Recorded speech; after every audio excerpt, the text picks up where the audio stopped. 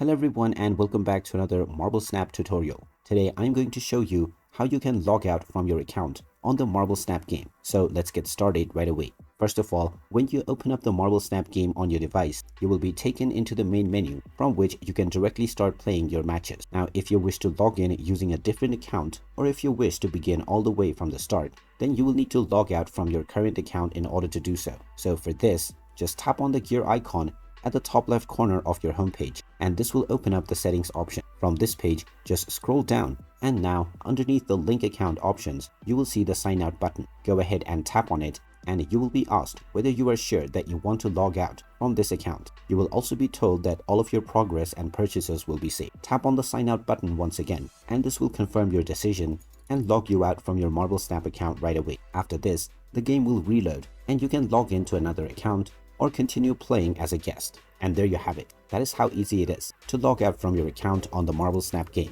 If you find this video helpful, make sure you hit that like button and subscribe to our channel if you haven't done so already. Also ring that notification bell to never miss another update from us. Thank you for watching, and I will see you again in the next video.